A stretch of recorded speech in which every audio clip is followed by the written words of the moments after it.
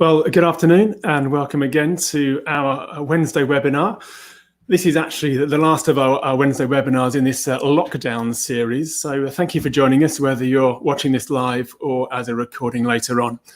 I'm Tim Ferguson. I'm part of the ministries team at the Baptist Union. So after today, we are going to take a pause in our Wednesday webinars. We've now had a webinar each week, I think, for 13 weeks. And it feels as if many of the issues raised during lockdown have been covered in some way. Just some statistics for you. We've had between about 12 and 50 people watching each webinar live, between 150 and 350 views later on of the recordings. That's been really encouraging. And once again, I do want to recommend that if you've got any suggestions about how we can improve things or do them differently for the future, please email me at ministries@baptist.org.uk, and we'll pop that address into the chat box in a moment. We are likely to host some more webinars from September onwards, and we'll make the details of those available nearer the time. They're probably going to be on a more general topic, or general topics related to ministry. And I can tell you that we've got one coming up on the 2nd of September. That's actually going to be on the subject of climate. More details to follow, but do put that date in your diary if you can. And I also want to point towards webinars that are being organised by the Sam Sharp Project, looking at the ongoing legacy of racial injustice and the relationships between British and Caribbean Baptists. And the first of these is next Thursday, 23rd of July, and that's at 7:30 p.m. And that title of that webinar is Tearing Down the Symbols of White Supremacy. And that's with Anthony Reddy and Elisa Phoenix-Louis. And the details can be found, you can see there on the screen at baptist.org.uk/events, and you can find the details there. However, our webinar today is on a very practical topic, video and streaming solutions for churches. And we've got some interesting statistics coming in on really an explosion of digital ways of doing church in the last few months. And to help us think about that, I'm really delighted to be able to welcome Ben Stacey and Mike Lowe. And Mike, many of you will know, is the BUGB's Communications Manager. And Ben Stacey is from Plugged In Audio Visual. And Ben will be talking a little bit more about his organisation in a while. So welcome to you both, Mike and Ben. Lovely to have you with us. Thank you. So Mike's going to kick us off with an introduction to the topic. So I'll hand over now to Mike. Well, good afternoon, everybody. It's good to be here. I'm going to start my time by sharing a little story going back to November 2018, where Baptist Union Council met in Derbyshire. Some of you will know what Baptist Union Council is. For those that don't, it's where about 80 people from around the Baptist family come together and discern where God is helping to lead our movement. As part of that council, we reviewed what our priorities were as a family. And one of those was a new one, and it was helping the Baptist family engage with the digital revolution. At the time, I was thinking, well, that's an interesting topic. Yeah, it's really important. But exactly how many of our churches are going to take this seriously as a priority? Little did we know that within 18 months of that, we would all be engaging with the digital revolution because of COVID-19. Now, one of the things that I've been working on the last couple of weeks is gathering some statistics, doing a survey, seeing what our churches have been doing. And I'm going to be sharing some of those with you now. With the headline slide really is that a huge number of our Baptist churches have been engaging, hosting things online, when prior to lockdown, it was a small percentage that were out there each week doing some form of streamed service. Out of that 87%, it's broken down into things that you would expect, from streamed services through to prayer meetings, and lots of people have engaged in that in lots of different ways. The thing that I find particularly interesting, so the graph that's on the screen sort of does the broad topics. What I've found interesting is drilling down into some of those details and seeing how creative people have been doing. So yes, people have been meeting as deacons, doing staff meetings, that sort of thing. It's the social things I've been finding interesting. Tea with the vicar, social catch-up, knitting groups, VE day party, barbecues, quizzes, book clubs, Instagram Live with the youth clubs, planning virtual holiday clubs, men's and women's groups, discipleship home groups, alphas, enquirers courses, a huge amount of prayer ministry going on, enquirers classes, even French classes, yoga classes and craft classes. So I've been really encouraged with how creative people have been over these past few months. And as we reflect on those, we can all start to reflect on our own experience of what the benefits have been of engaging with this digital revolution these last few months. We know for certain that it's really helpful for those that simply can't come to our buildings for any particular reason.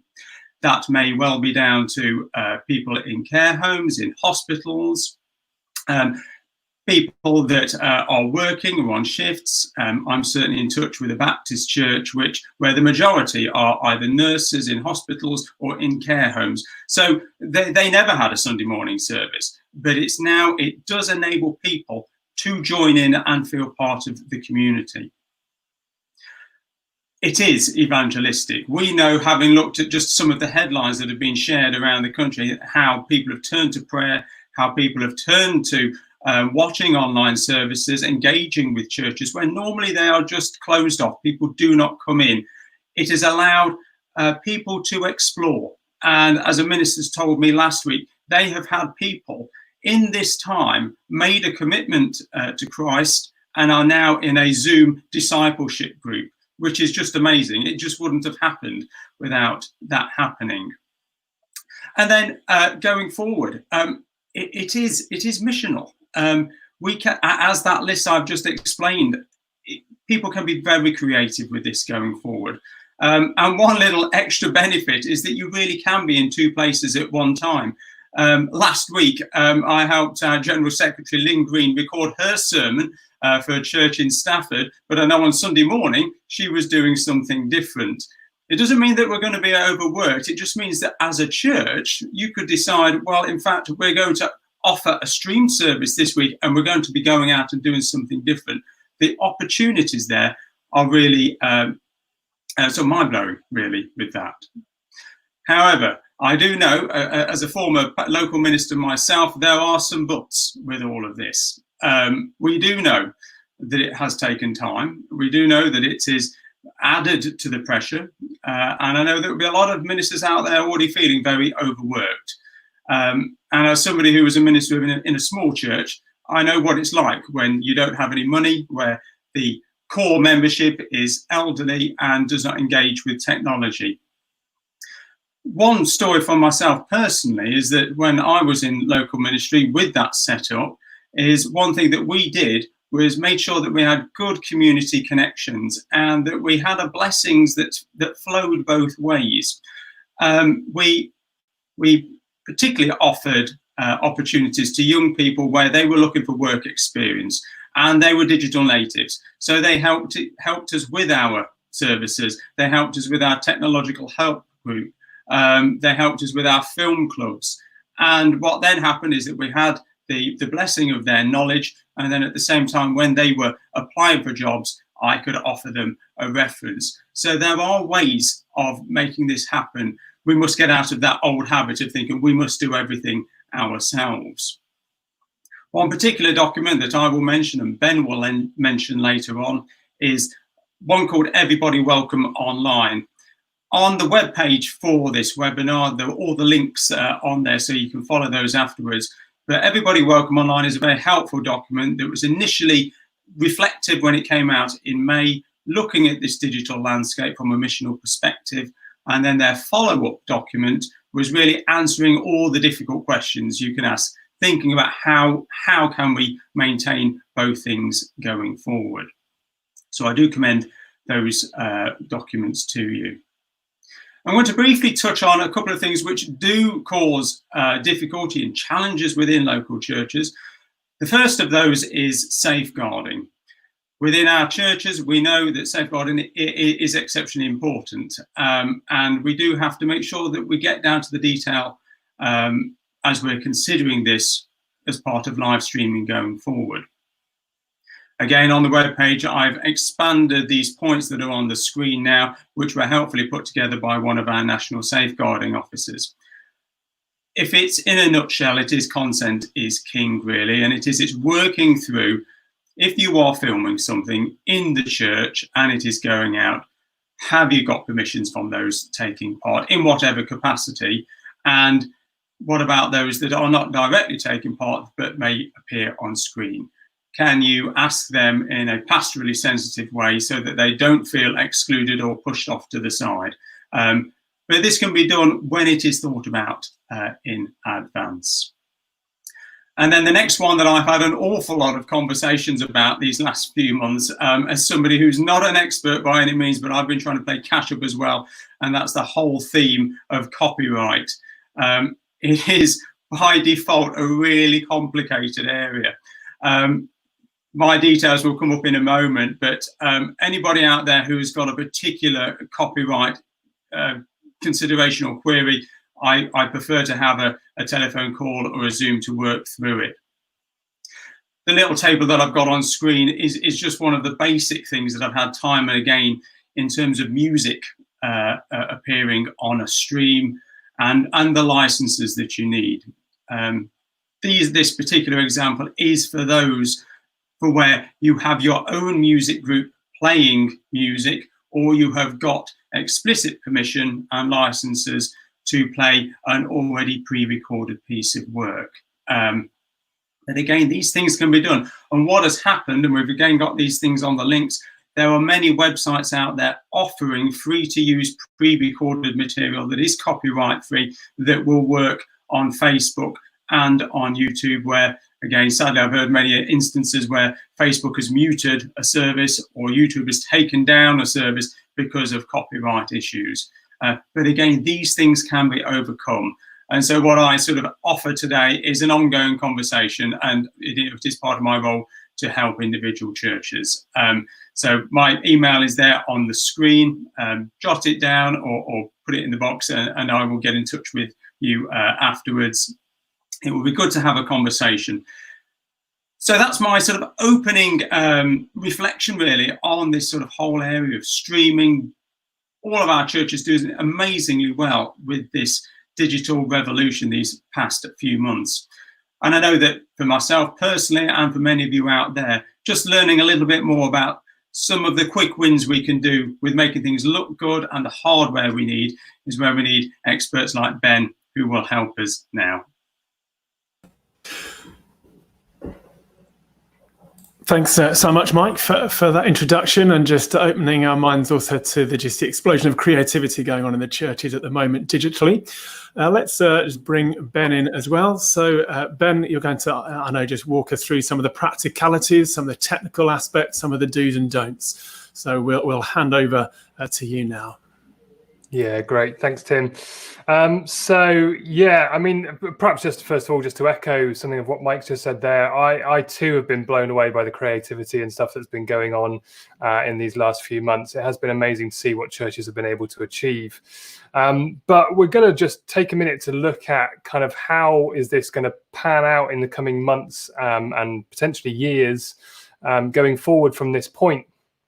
And the first question I wanted to ask is digital here to stay? And I think the short answer to that is yes. I think we have seen so many benefits from that. And I think the majority of churches are going to want to continue engaging with that. The conversations that I'm having with people at the minute is about how do we kind of make this work when we get back to the building and get congregations back in and those sorts of things. How can we keep going with online technology? And I think, so I recognize three areas in which I think it's fairly important that we try to make sure we keep going with this. The first one I call the fear factor, which is I think there's going to be a significant period of time in which we're going to have members of the congregation who are very fearful of going out, of going into situations with groups, with particularly any number of people. I know from conversations, again, with people in our congregation that that's the case, that they are feeling that way and struggling with the idea of coming back into groups of people. So there's going to be a fear that people will have about coming back together. I think there's going to be new habits that are going to get developed. I think, we've had several months now of people doing church online, and I think we're going to have several more months of church online before we get something that looks like normal.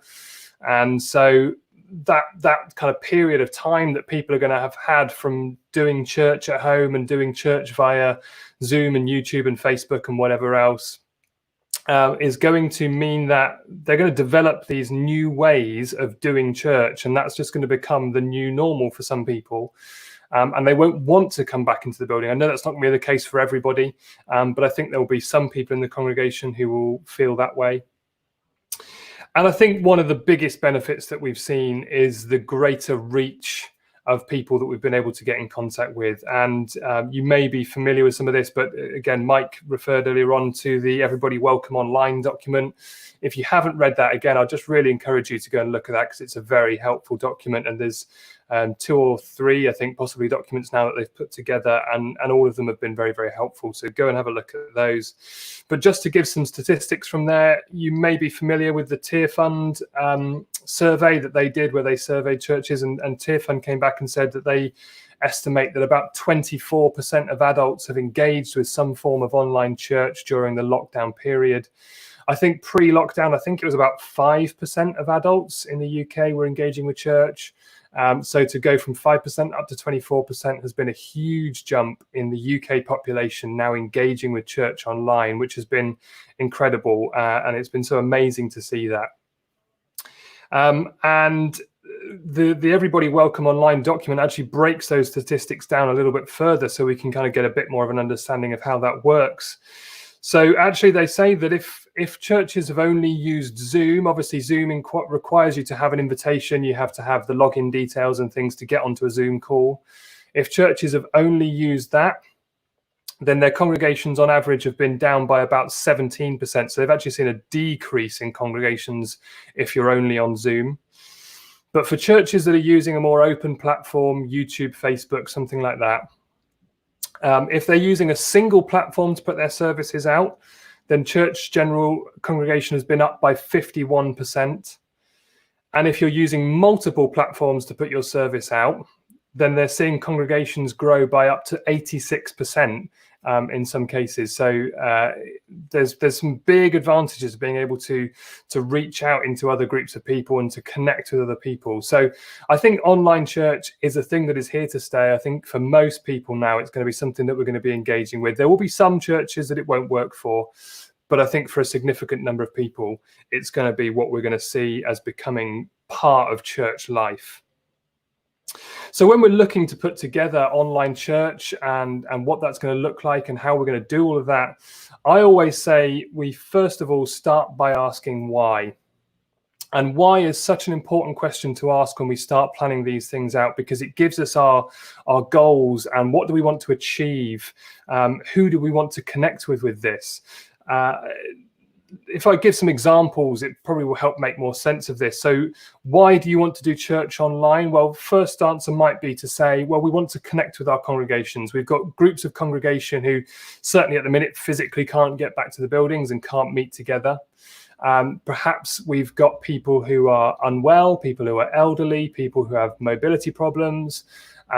We have people who will be fearful of going back out. We will have people who have developed new habits of going back out. And so our congregation at the minute cannot come together. We can't get everybody into one building. So therefore, we want to be able to engage with those people. Okay, that's example number one. Example number two is we could say, actually, we want to see this as a season of growth for the church. We want to see the church expanding, reaching into new communities, reaching new people, having more people engaging with the church. And therefore, we want to do church online so that we can expand our congregation, expand our reach, expand those that we can reach with the gospel. Okay, two different examples there of why we might choose to do online church.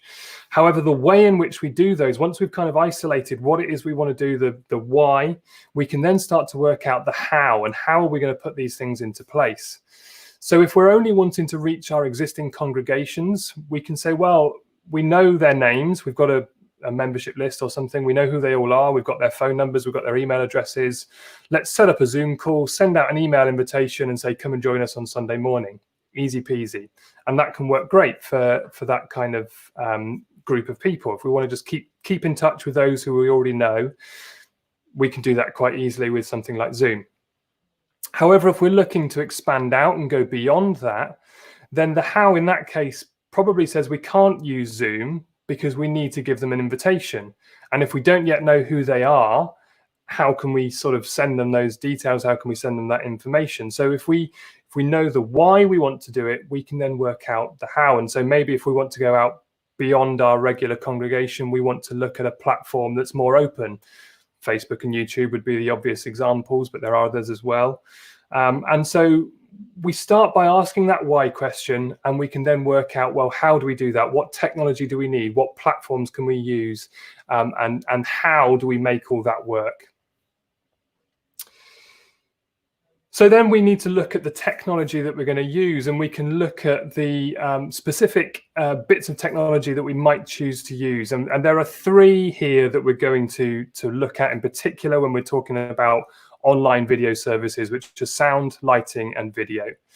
And just to kind of run through some of these things very quickly, actually, for most people, perhaps you don't realize that the technology that we have already could well be sufficient for what you need to do to make this happen, to make something online possible.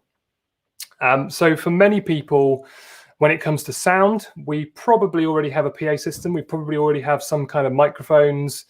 Preferably a radio microphone will be really useful for this, but you probably have some kind of PA system already. And whatever you've got almost certainly will be able to get you at least 90% of the way there, if not all of the way there. The only bit that sometimes people might struggle with is actually being able to connect that system to a laptop, in which case there's very simple little audio interface devices that allow you to convert audio to a USB input that you can then plug into a laptop to put that information online. That might be the only bit that some people might be listening, but otherwise everything else that you've got in your church probably already could be used as your audio source for an online service. One thing just to watch out for if you do decide to go back at this point with regards to audio is the echo in the room, the amount of reverb that you have in that space. Human bodies are very good at absorbing sound, and when you put a lot of people in the building, that will absorb some of that sound. So on a Sunday morning, pre-lockdown, when we had congregations all in the building, all those bodies in there were really good at breaking up those echoes and breaking up those reflections. If we go back into the building at this point without having those people in the building, actually you might find the space becomes very echoey, and that just might be something just to be aware of if you're going to try and do some kind of service from the building without a congregation in place. And you might want to do something to break those echoes up. It can be quite simple to do that. You probably just need some big old blankets or some drapes or curtains or something that you can drape around the place. And depending on what your building's like, if you've got a balcony or something, just hang some blankets over the front of the balcony. Anything you can do to break sound up is going to be really helpful. Even putting things out flat on the floor actually will help break up some of those reflections. So just get a bunch of old blankets, a bunch of old cushions, anything like that you can throw in the church to help absorb that sound when there's no congregation in there. Will just help break some of that echoiness up a bit. So moving on, lighting. Again, lighting can be very, very simple. One of the best forms of lighting for video is natural daylight. So quite often, actually, you can get sufficient lighting just by opening curtains, opening blinds, opening windows, opening doors, let some daylight into the building. And if you can light with some nice natural daylight, that can look really, really nice on video. That can be a really great way to get your videos well lit. Obviously, it's very important to have lighting for a video. A camera is a device that receives light and turns it into an image. So it needs to have some light there. It needs to be a fairly well lit space, and probably you're going to want it more a brighter light than you would for a kind of Sunday morning. Our eyes are far better at picking out detail in lower light than a camera is. Cameras are not as good as your eyes are. God did a far better job than Sony can. So the light that you see with your eyes, you can get away with something a lot darker. Actually, for a camera, you want that to be a bit brighter. So open up the blinds, open up the curtains, open up the windows, get as much daylight in there as you possibly can. If that isn't an option for you, then you might need to look at adding some extra lighting in. But I'd start off by saying just try it and see. Put a camera in there and see what it looks like. But if you find you're struggling, then you might want to add some extra lighting in. But these days, LED lights are very cheap, very effective, very efficient, and quite easy to put in place. So you could easily add some LED lighting without any real hassle or kind of too much extra fuss and complication. So that's another one that's quite simple. And then finally, cameras. We need to have some form of camera to capture our services. And again, most of us will have a very, very good camera that we carry around in our pockets all of the time. Mobile phones are brilliant for video. Most modern mobile phones will have a really, really good camera on them for video, and you can capture some really quite good video from a mobile phone camera. Now, for pre-recording videos, if you're going to record something and make a video that you can upload later on, mobile phones can work really, really well for that. And to a certain extent, they will for streaming as well. But the trouble you have with a camera on a mobile phone is generally it's quite a wide-angled lens. And one of the things you want to always think about when you're doing a camera is your camera angle and what can you see in your image. So if you take a look now at what you can see in my image here, it's quite helpful to have a bit of context. So when I'm reading off my notes, I've got my tablet here, which has got my notes on it, and I can look down and look at my notes. But you can see what I'm looking at. Now, if this image was cropped in a lot tighter, so if you just picture for a moment, if my image was sort of this big, so you couldn't see what was going down on here, but I kept looking down all the time, it would be very odd that I was constantly looking down and you would have no reference as to why I'm doing that. And so context is really helpful to be able to see what's going on around this person. Why are they looking down? What's down here that they're so interested in? Why are they not interested in me? Why are they interested in their shoes or whatever's on the floor down there that I can't see? So give a bit of context is really helpful. And one of the things that's quite a good kind of guide, a good measure is to say, well, imagine you were having a face-to-face conversation with this person right now. What would you see if you were looking at them face-to-face? And normally, if you're standing at a kind of comfortable distance, we're not getting into people's personal spaces, we're standing face to face and having a conversation with them, about waist to head height is a pretty good amount of space to see. If I was any further away, you would feel like you're having to shout at me because we're kind of opposite ends of the room and we're too far apart to be able to hold a nice conversation. And if I was any closer than that, if you could only see my head, it would feel like I'm right in your personal space and I'm getting too close, and it can feel uncomfortable and quite pressured. And you can feel like this person's kind of getting in my space a little bit here. So having a good amount of space between you, as I say, waist to head tend to work quite well. You can get some context. You can see what's going on. If I'm looking around at other things, you can see what it is I'm looking at. So that angle works really, really nicely.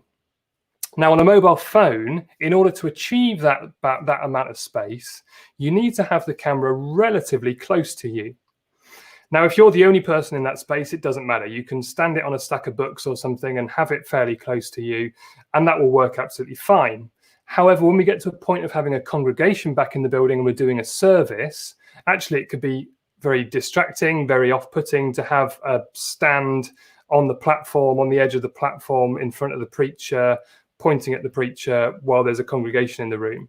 So there might be times when a mobile phone can work really, really well, but there might also be times when a mobile phone is just too wide of an angle to really be useful when we get back into our buildings and start doing live streaming of services. So at that point, you might want to consider looking at a different type of camera, something with a zoom on it, something that you can put further back and zoom that angle in. But again, try it and see, and start off with your mobile phone and see how you can get on with that. And as I say, for pre-recording services, they work really, really well. They're a very good camera for that.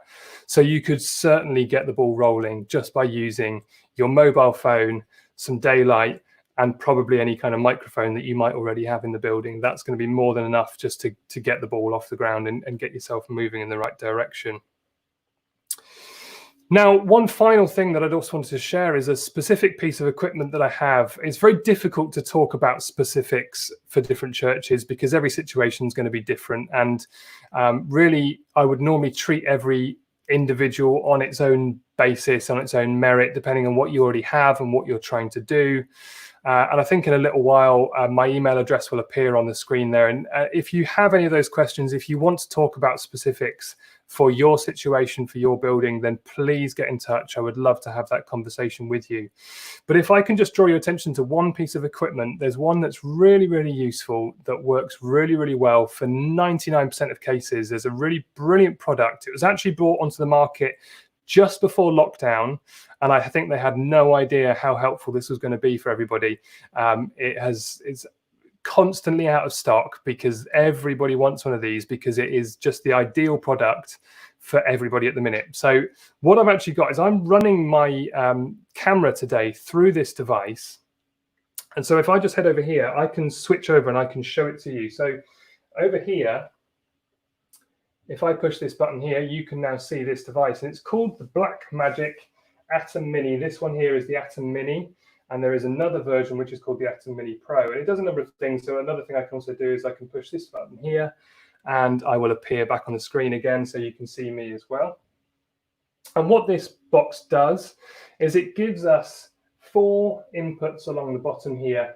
And they are HDMI inputs. So they could come from a camera, or they could come from a laptop, or a combination of both of those two things. So you could have maybe a couple of cameras with a laptop with sort of sermon slides or song lyrics if you're doing worship, that sort of stuff.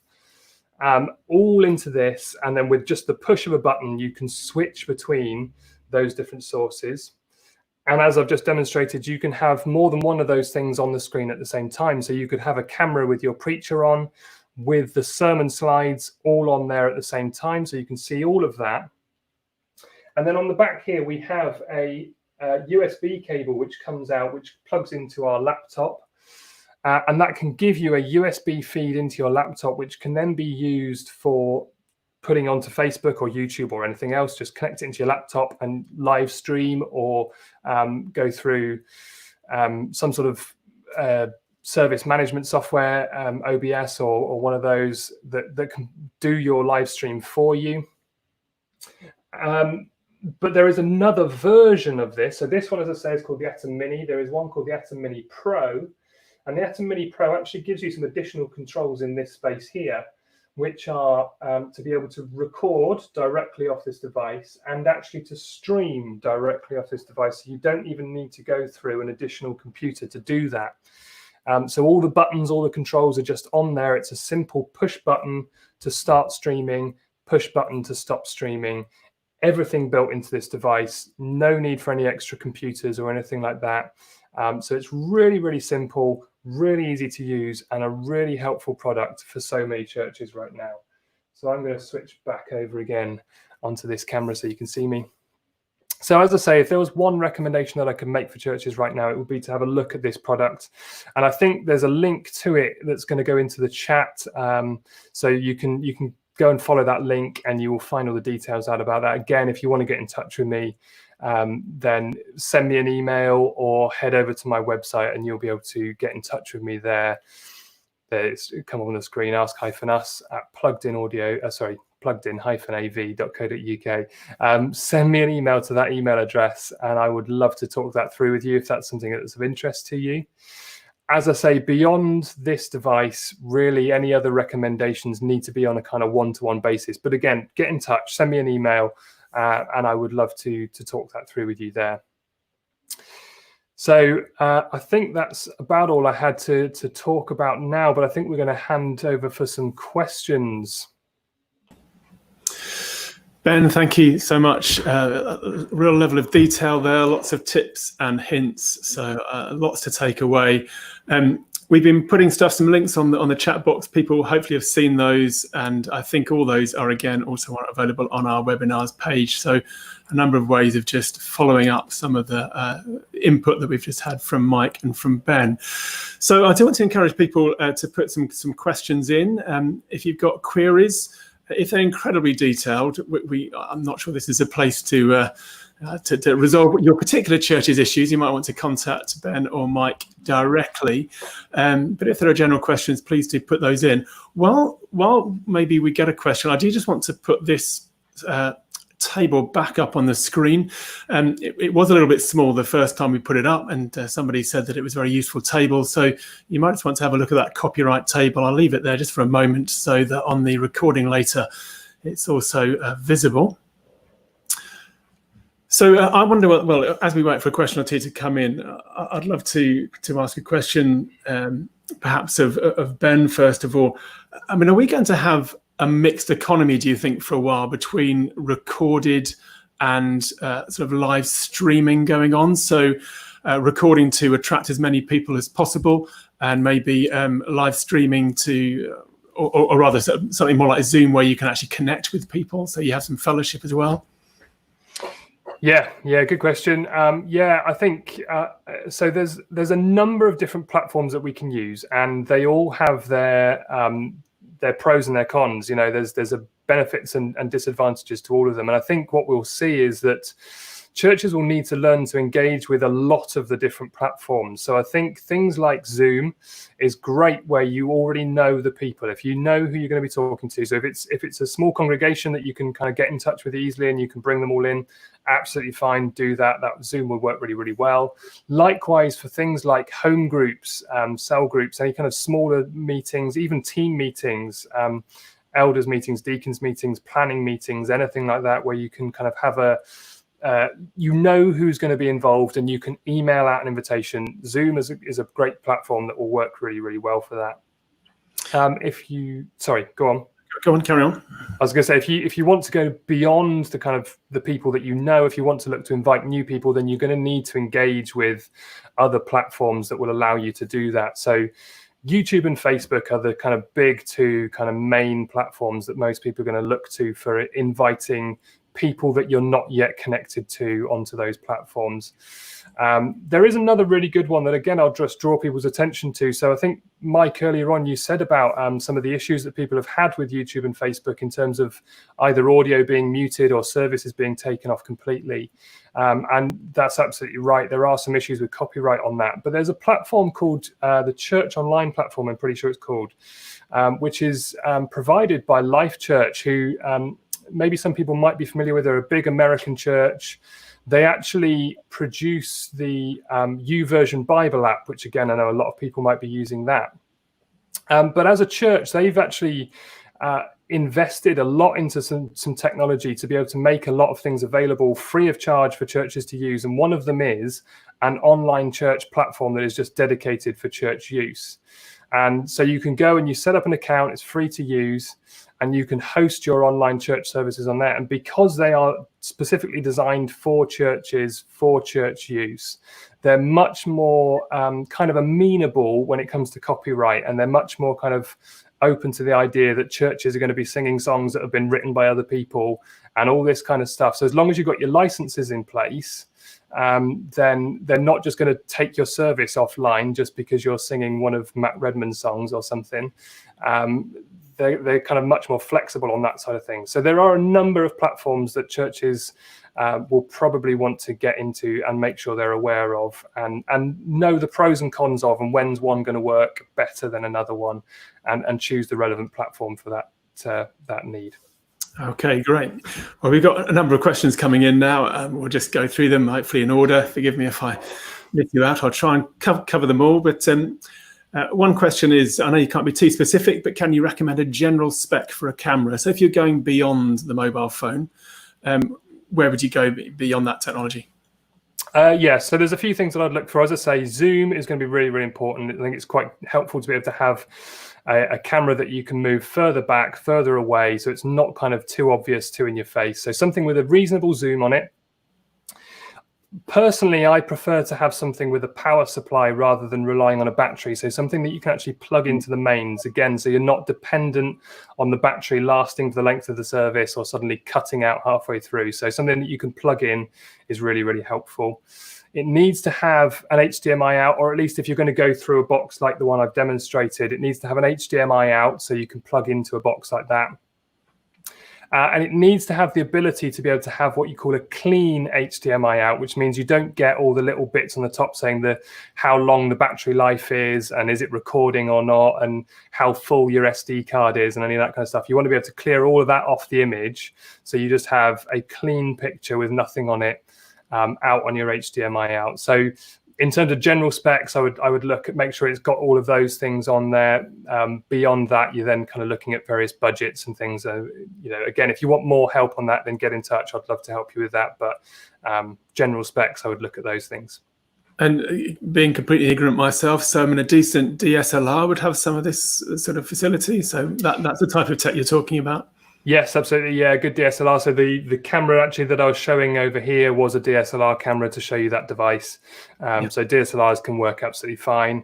And again, that might be something that somebody in the congregation might already have. You might already have a DSLR in the back of a cupboard somewhere that somebody might be able to pull out and dust off and loan to the church. So that might be a possibility for you. Okay. If we use a mobile phone with our PA, how do you link sound and vision? So if you're going low tech using equipment that you've got, how do you link it all up? Okay, yeah, another good question. So number of ways. Depends on whether you're going to record sound. So I'm assuming at this point we're recording rather than live streaming. So if we're recording, you can record video separately to your audio. So you can end up with two separate files, in which case then you're going to need to bring those two files together in some software. So you're going to put them both onto your computer. There's a piece of software which I recommend, which is called Davinci Resolve. Again, just Google search for Davinci Resolve and you'll find it. It's a free download, free piece of software. Very, very powerful piece of video editing software that it's also fairly intuitive and fairly easy to use. So look at that one. And you can bring those two files, your video file and your audio file, drop them into Davinci Resolve, and put those two files in line with each other. You'll have to timeline them so you don't get your audio and video out of sync. But again, that's fairly easy to do. You can do that quite quickly in Davinci Resolve. And then you can stitch those two things together into one video file with your audio and your video together. There are other ways. So you could also use like a pair of Bluetooth headphones. So if you had a pair of Bluetooth headphones that was synced to your phone when you were doing your recording, that can sometimes mean that you can then get your audio onto the phone to be recorded with everything else. Yeah, again, it kind of depends a little bit on the specifics, but one of those two ways probably will work. Okay, let's get to a question that's more to do with, I suppose, pastoral concerns. Actually, maybe Mike, address this one to you from Hockliffe Street Baptist Church. Let's bring this one up on the screen. Actually, mixing the audiences to cater for both in-building and online does require care and planning. Otherwise, you run the risk of alienating one or the other groups, or worse, both. Mark, I was wondering whether you want to comment on that, about how you navigate all this in terms of just keeping people happy and engaged and aware of what's going on. I think it perhaps comes back to what Ben was coming back, the old why, how, what approach to these things, and relating to, if you are doing both, then you must be answering why you're doing both. And I would hope that would be linked into a church's vision. So your church vision, whatever that is, should be then pointing to you. It should be clearly discerned by the church of saying, well, in fact, yeah, we should be doing both. And I know that once you've got everybody on board thinking, well, we are doing both because it's part of our vision, we've discerned it together, this is how God is leading us, and we're going to work through the pastoral, safeguarding, copyright those things together, because people aren't going, well, I don't understand why we're doing it. Get people on board with why you're doing it, and I think it's far easier then to walk together as you navigate the various challenges. Yeah, good consultation, good communication. I think another pastoral concern that's also been raised is with your tech team. We're suddenly expecting quite a lot from those who are technically capable within our churches. Suddenly they become not just facilitators, but without them the whole thing completely collapses. And just looking after them and making sure they're not overburdened, I think, is a concern for us to bear in mind if we're in church leadership. Ben, you were going to say? Yeah, so just going to say, from a technical point of view, what you've just done here, Tim, is a really great way of doing it from the sort of technology side, in that you can display comments and questions that come in. So if you're doing a YouTube video, when you get the comments and questions come in, stick it on the screen so people in the building can see. And you can create that connection between the online and offline audiences that's going on that way. Yeah, mixing them both together. Yeah, and just a final thing, just to go back to your point, Tim, about the tech team, and just the example that I had where I got outside volunteers from the community who weren't Christian but wanting to have that engagement, that experience. I was also a CAP club job manager as well, and that was a key way. Volunteering in church was a key way we gave people, particularly young people looking for work, to be able to engage in that way. So I've got to say, reiterate again, you may have a great tech team, but look beyond the walls of the church and use this as an evangelistic and a missional opportunity. Yeah, and I see a comments come in from Vanessa Rye. Thank you, Vanessa. She just says, "What tech team?" And I'm sure many people will be thinking, well, here we are, as if we've got lots of these people within our churches, and many of us won't. And so perhaps there's an opportunity then for partnership beyond the walls of the congregation, of those who are in the wider community who may be just, delighted to be able to get their hands on helping out. And a very specific one from Fleet Baptist Church for you, Ben. What are you using today? So what camera, you mentioned the DSLR, but what camera and how are you recording audio? Okay, yeah, so actually I'm not using a DSLR, so I'm actually using a video camera, like more of a cinematic camera, which is why the colors on my camera look a little bit odd, because with a cinematic camera, it's recording something called a log profile, which is the reason I'm using this camera is because it's got the power supply, which is what I said earlier on about not having to rely on batteries. So I can plug this one into the mains and run off this. And then in terms of audio, I've got just up here, there's a shotgun mic that's sort of just above the top of the shot. So there's this is a Rode shotgun mic that's just pointing down into me from here. And that's then connected into an audio interface. So I'm using a Focusrite Scarlett 2i2 audio interface, and then into my laptop just over off the side here. And as I say, the video is going through the Blackmagic device, which I showed earlier on. Yeah. Okay, thank you. And one about projecting words. How do you get song words from, say, Easy Worship onto both screen in church and streaming? So obviously you can video your screen, but that's a rather clumsy way of doing it. But well, actually, I think that is a really good way of doing it. So it's one of the ways that we as a church we've just started doing that, because I think one of the things that we need to look at with all of this is about kind of making technology manageable. And one of the things that I found with editing our church, so I've been doing all our church online stuff, and overlaying anything you have to overlaying text on top of video is something that's very, very time consuming, takes a lot of time and a lot of energy. So any time where you can get away from overlaying stuff is really, really beneficial. And as a church, with the recent eases in lockdown, we've actually been able to get back into our building just for the purposes of recording. We've not yet brought a congregation back, but we're recording from our building. And one of the reasons we've done that is because it means that we can put a TV in the background of our images and actually put things like sermon slides and song lyrics and stuff onto the TV that's then in the shot on the camera. So all of that gets captured all at once. And I think if you've got a good bright TV, so a nice kind of LED TV that's nice and bright, one of the things I've specifically done on the TVs is to go through on the settings and turn the kind of the brightness and the contrast and the colors all up as much as I can to make it nice and vibrant so it comes across on the screen. So just do that on your TV, but that can work really, really well. The other way, as I say, with the box that I showed you a minute ago, is you can plug an HDMI output from something like Easy Worship into this device. And then just by pushing one of the buttons on that box, you can then switch between cameras and song words. If you do that, it means that you lose your camera when you switch to your song words. So you don't then have the picture of the person, unless you do that little picture-in-picture thing that I did where you get the little image in the corner. There are ways that you can do keying, it's called, where you remove the background of an image. So it's like a green screen. If you had a green screen image, so you could actually set Easy Worship to have a green image background that could then be removed. So you can remove that green screen and overlay the text on top of the camera, and that little box will do all of that for you. But that's kind of a bit more complicated. It's a bit more involved doing that. So depends on how technical you are as to one, but any of those options will work for you.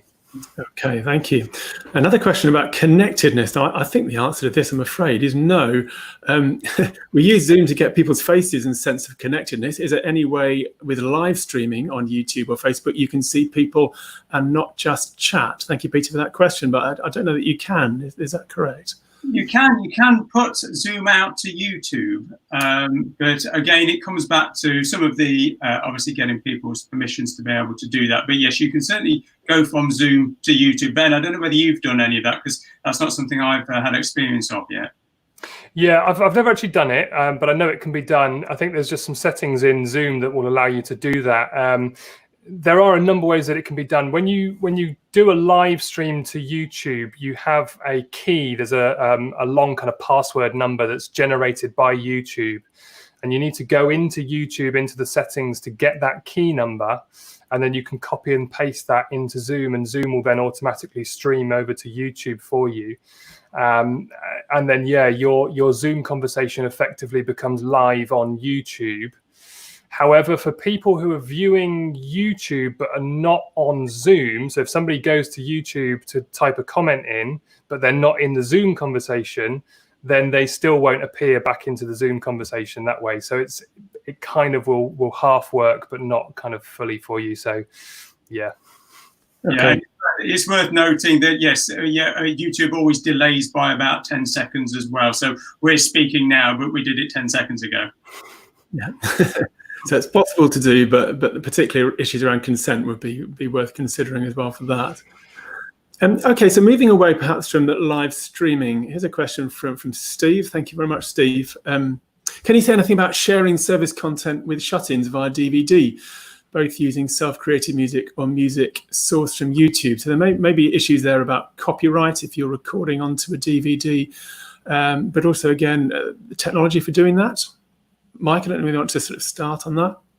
Yeah, certainly in terms of, I'll let Ben sort of talk about perhaps some of the hardware side. Yeah, I mean, just going back to the copyright side of things, whatever technology you're using, be it Zoom, Facebook, YouTube, whatever, you will need to have your licenses in place.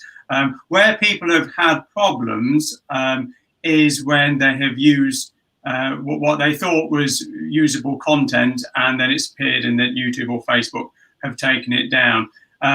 Technically, some people have said, well, if you're doing it in a private Zoom, do I need those things? But yeah, to be legitimate, yes, you would need to have your CCLI license. You would need to register that in the normal way. You'd need a streaming license, and then there's this PRS license as well, which licenses everything that you're doing. But yeah, Ben, I don't know whether you've got any sort of thoughts on sort of the hardware side. Yeah, it's a tricky one actually on hardware. I mean, the DVD thing in particular is very difficult because so DVD has a thing called HDCP. So when you have pre-made content, so if for example, you took a movie, if you're saying you want to do like a movie night via Zoom, something like that, DVD being a pre-made video source has a thing called HDCP, and HDCP is a security protocol that doesn't allow itself to then be copied or duplicated or distributed. So any device, so for example, if you were to take a DVD player and plug it into that little box that I just showed you, what it would do is it would say, this is protected copyright content, we can't display this. And so anything that's got HDCP built into it will just automatically block itself and say, no, you can't do this. So it would be very difficult to do that. There's a lot of kind of sophisticated security features that would prevent you from being able to do that. And it would all be around the copyright issues would be the problem with that. Okay. And then what about the computer that you're then putting things through? What about general spec for laptop CPU to be able to take in camera projection software and then to be able to stream it out online? And I mean, back in the day, we used to talk about always have a separate computer for your projection that isn't recording your service. Is that all irrelevant now? Can a decent laptop these days do the whole lot? It needs to be a very decent laptop. I mean, yes, you can. You can get it all off one machine, but it really needs to be something with a good spec. Particularly the live streaming. Live streaming is something that does take quite a lot of processing power.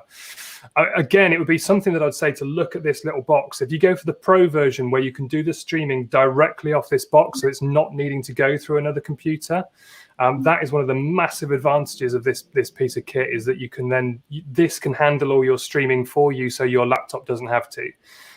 So yes, if you have a really good spec machine, then it probably can handle all of that. But live streaming is something that does require a significant amount of processing. So you need to have a reasonable machine. So if you haven't got one of those devices, then I probably would say separate those out and have one machine that's just doing your streaming, and then one machine that's doing everything else. But if you can have a look at that, the Atom Mini Pro, which will do the streaming for you, then that solves that problem for you. Okay.